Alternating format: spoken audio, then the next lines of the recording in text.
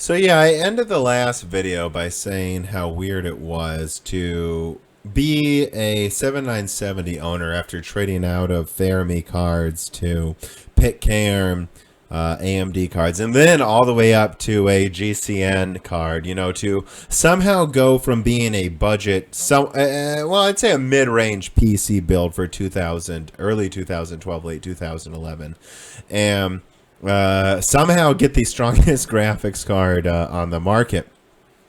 And then watch it fight the 680. It was a very weird fight, but really fun, man. Really fun if you were into PC hardware at the time. Because you watched the 7970 come out first and just destroy this 580 while using less energy. You know, way better performance, less energy, quieter. And then the 680 comes out for a bit less money. But if you overclock both, the 7970 is still ahead, but the 680 costs less. And then the 7970 gigahertz comes out, and that's 10% stronger. At that point, AMD is firmly in the lead overall, but most people think that Nvidia has a slight efficiency advantage, although it depends on the card. Like the 7750 was the low range, the entry level champ, and it was absurdly efficient. There was a good 1 or even 2 years where the 7750 was the card to get if you didn't have a PCI connector for your PC gaming desktop. And then the Never Settle drivers came out at the end of 2012, and it was over. There's a 20% performance increase, and it just ended everything, right?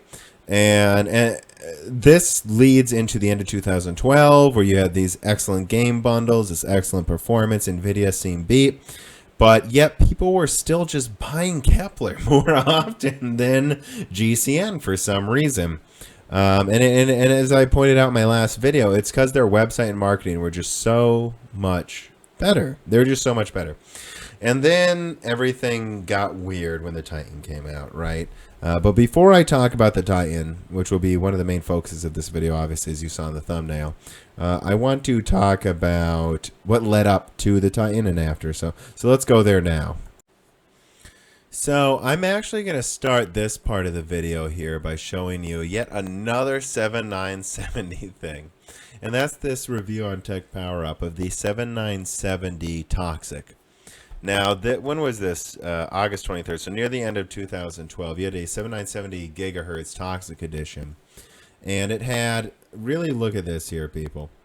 1200 megahertz core, 1600 megahertz memory.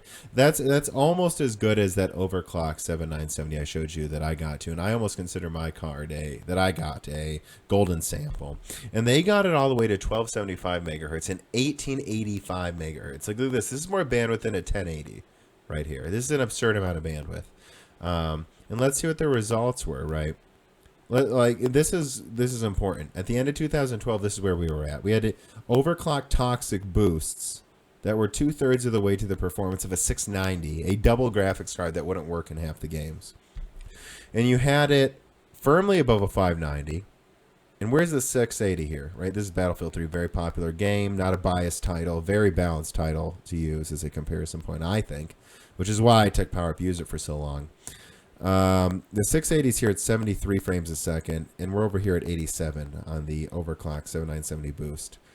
Like, you know, that's 20% stronger. This is 20% stronger than a stock 680. Even an overclock 680 is going to be a firm 5-10% behind this. And this is double the RAM. Well, triple the RAM. And that's the point I'm illustrating. Before the Titan came out, we had a 6 gigabyte card here that was blowing away performance. And if you turned off, and I did this when I played Battlefield 3 at the time, if you turn anti-aliasing out to ×2, which looked exactly the same, this would be at 144 hertz. And this is before 144 hertz monitors were common. This was possible, right? Think of 1080p in 2012 the same way we think of, I don't know, I mean, not quite 4K, but a little better than 1440p, right? I mean, the standard back then was somewhere around 1050p, that's 1680 by 1050, and this was there, right? But into 2013, Nvidia had to respond, and most people thought they would just respond with the normal graphics card, but they didn't. They responded with the Titan, right? And let's get a comparison here, just right off the bat, because going into the Titan, everyone lost their minds at the performance. But I really want to illustrate a couple things here. And again, this video is about the history of me, right? This isn't me looking back and giving you some kind of fanboy opinion. This is what I was thinking at the time, genuinely. I was looking here and I saw the 7970 gigahertz with a 365 millimeter squared die competing against a 551 millimeter squared die. So that's 1, 2, 3, 4, like 4.5, yeah, like 45% more die space for this. And that's less than how much stronger it was. And that's why it blew my mind that anyone was, not impressed is the wrong word. Anyone was surprised. No one should have been surprised that a card 50% bigger was 50% stronger, except it wasn't 50% stronger. You know, let's go to the results here. The Titan was, let's see, right, like 93, 101. It was like 30 to 40% stronger than a 7970 gigahertz. Now it was about 50% stronger than a 680, which is what they kept using in their slides. And this is where Nvidia's marketing is really so brilliant. Like I said in the previous videos, if you ask anyone if they own an Nvidia card, they always think the Nvidia cards are the strongest, even if oftentimes they were not. And so when they say the Titan was 50% stronger than the 680, everyone thought, oh my God, this is so much stronger. And everyone was forgetting that there were 7970 models that were only 30%. Remember, this is a gigahertz edition. This is not the Toxic that's clocked over 10% faster than this, which would have been right around here, right? You know, that wouldn't have looked good on marketing slides. You know, 20% stronger than 7970 Toxic for double the price. That would have looked ridiculous. But that's not how they marketed it. And everyone did lose their minds. Everyone absolutely lost their minds on this card. There was, I can't find it, but there was a Tom's Hardware article where they have an interview, like a 16-page interview, if I remember correctly, with a NVIDIA rep, where they're like, the mystery of creating a powerful card with less energy usage. And it's like, guys, it has 50% bigger die space and it's clocked a little slower. That's how it's more efficient. I don't know what to tell you. People just absolutely lost their minds. And the 780 came out, and it was basically a slightly cut down Titan with half the RAM. And again, people were losing their minds. And again, this video, this is what I am saying my interpretation was at the time, and going back and looking at the articles today, it doesn't look like it's any different than I remember. It seemed absolutely insane to me that people would lose their minds over this 780 that came out, right? And so this went on for a while. And Nvidia was just thought of as more powerful, more efficient, and better, even though I was like, I don't know. I mean, the Titan's, right, 2.5 times more expensive than a 7970 gigahertz and only 40% stronger. I don't think that's that crazy, guys. And everyone said, no, this is a Titan. And the Titan absolutely sold out. It was not in stock. You could not buy a Titan if you wanted one, right? And then AMD got ready to respond here, and they launched their precursors, and most of them are rebrands, and everyone gave them shit for being rebrands, and I would argue somewhat rightfully so, right? And the 280X came out, and it was basically a 7970 gigahertz with some slight tweaks, but slightly lower clocks in some regards. It was a 7970 gigahertz, if you're being completely fair here. And especially the aftermarket versions were basically just literal rebrands. And it was a good deal, right? I mean, look at the 770 here for 380. That was weaker than the 280X, or at best around the same price, or the same performance. And you know, you have the 680. I don't know why this is shown here. The 680 was obsoleted when the 770 came out. And this is what's worth mentioning here, right? I want to show you this, right? The 280X 7970 gigahertz, $300, 3 gigabytes of RAM. The 780, $650, over double the price. Same amount of RAM.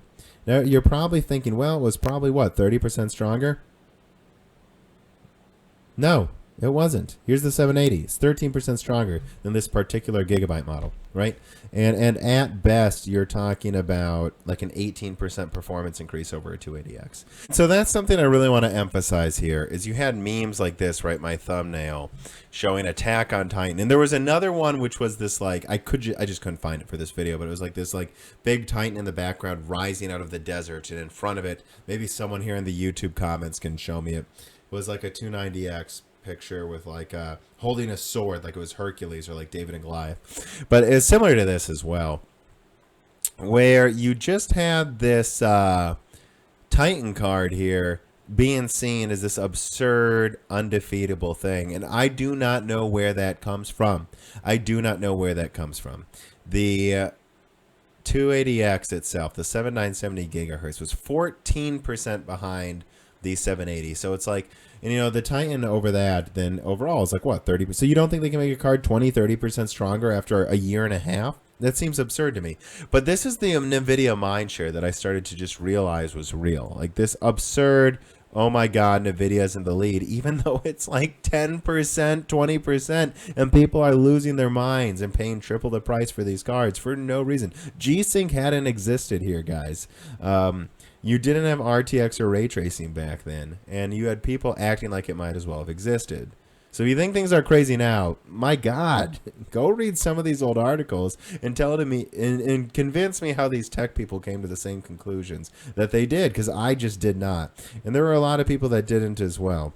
You know, and so to go back to where we were, right, you know, that it was like 13% behind, even behind the Titan, it was like what, you know, 20% behind the Titan. Even in 1080p, we're talking a 21% difference to, yeah, you know, like 25-30% difference to a stock 7970 gigahertz by the time the 290X is about to come out. And so what happened, right? Well, the 290X came out late that year, and this is what happened. Destruction, utter destruction. You have 10%. This is a $550 290X. Over 10% stronger than a $1,000 graphics card. And look at this, though. Look at this, how close the 7970 is to the 680. And I show 4K for a deliberate reason here. And that's because at the time, 1080p was demolished. The 7970 and then the Titan made 1080p, I would argue, a complete joke. Why are we looking at 1080p benchmarks anymore? You can max it out in 144 hertz. It's not an issue. It is done. Why are we still looking at 1080p? And so 4K was the talk of the town, because I remember at this time one of my friends got a $600 Korean 4K monitor, but it was made by Samsung, so it was high quality.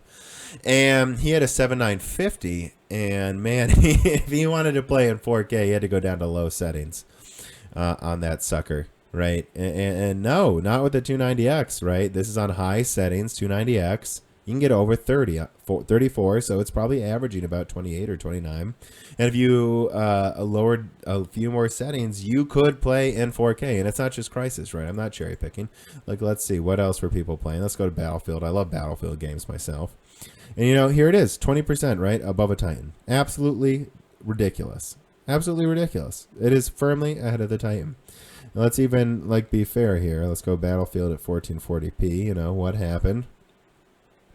And here we see even in 1440p. And this is why I say, right, look, it's getting 114 frames a second in 1440p. That's a joke. We don't need to look at 1080p. It's getting like 150 hertz, guys.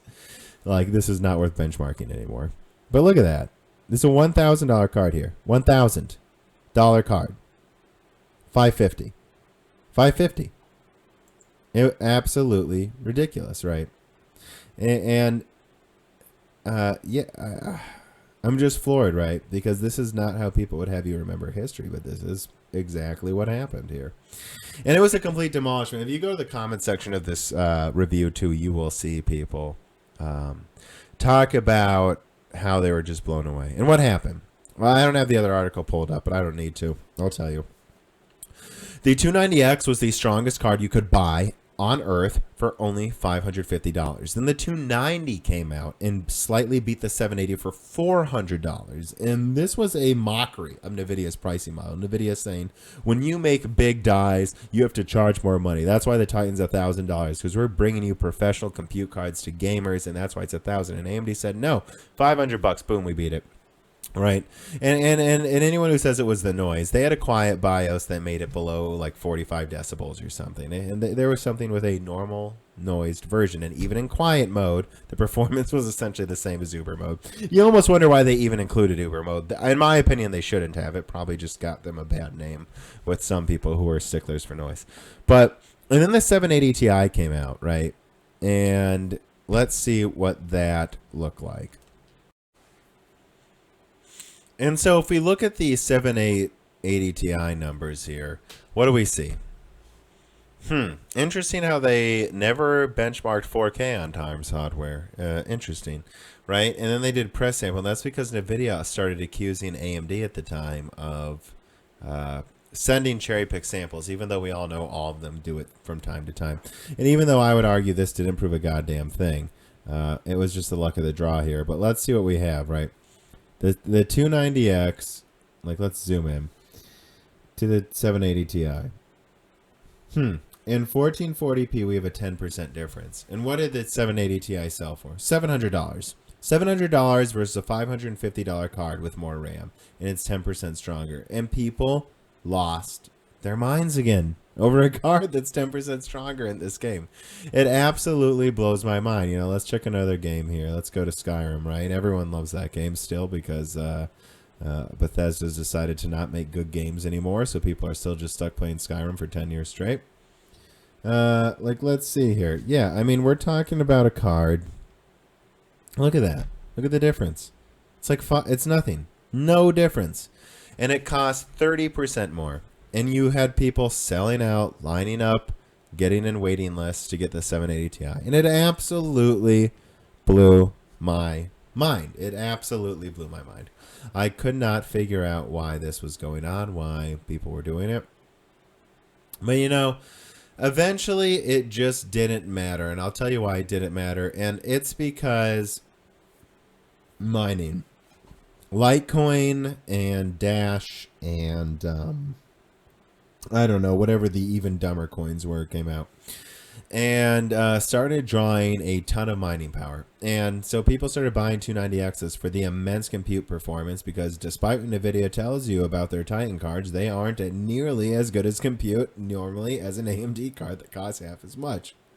And they sold out. And at the time, I remember not even really paying attention to it. And the reason I didn't pay attention is because I would see a 290X going for like $600, right? And I'm like, makes sense to me. More RAM than the 780 Ti, about the same performance. It should cost almost the same, or if not more. And then it did cost $700, then $750. And you would go in the Newegg reviews. There'd be people saying I'm buying them for mining. And then there'd be other people going, I decided to get this over the 780 Ti for the extra RAM. If you ask me, it's worth the same price. And then it got to $1,000 at the end of 2013.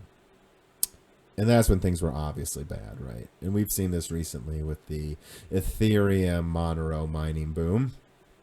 And AMD overproduced their cards, just like Nvidia just did. And we'll see what happens with Pascal 1060s and 1070s and 1080s. Nvidia just overproduced for mining. But I'm here to tell you that I don't think their stock price is done slipping. I think Nvidia is going to...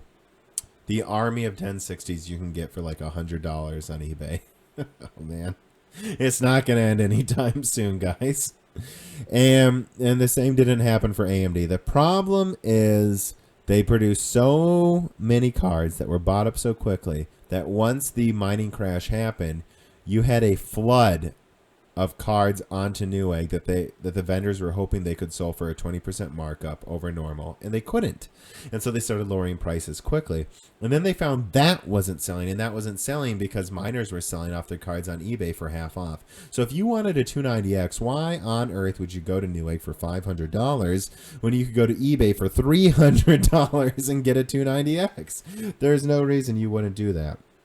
And that's exactly what happened. And it got so bad that I believe AMD had to write off about 100,000 cards. They just had to throw them away because they figured they'd make more money from a tax write-off than from trying to sell them or dump them on people like Nvidia is trying to do right now. That's how bad it was. And it was horrible. And that's what I remember from 2013 is AMD continuing to destroy Nvidia overall and people not caring and then mining, and then they were screwed. And it was really quite crazy to watch. And then this led into 2014, which was weird, where the this is right before Maxwell came out, which will be my next video. But before I get to that, let's talk about the i7 4770K, which is all I'm going to say about gaming right now for processors, right? Here's what I remember. This is perfect from Tom's Hardware. i7 4770K. Haswell is faster. Desktop enthusiast yawn. Couldn't have said it better myself. AMD was fucked. That's it. That's what was going on with CPUs. And we had no rumblings of Ryzen yet. And the Haswell, again, add another 5 to 10% over Ivy Bridge. It was just done. Okay, guys, again, like, subscribe. Please share this video. I put a lot of effort into it, going through memory lane. And the next video will be the lead-in into Maxwell, and then all the way through the Fury series and the precursors to Ryzen and Pascal. All right, thanks, everyone.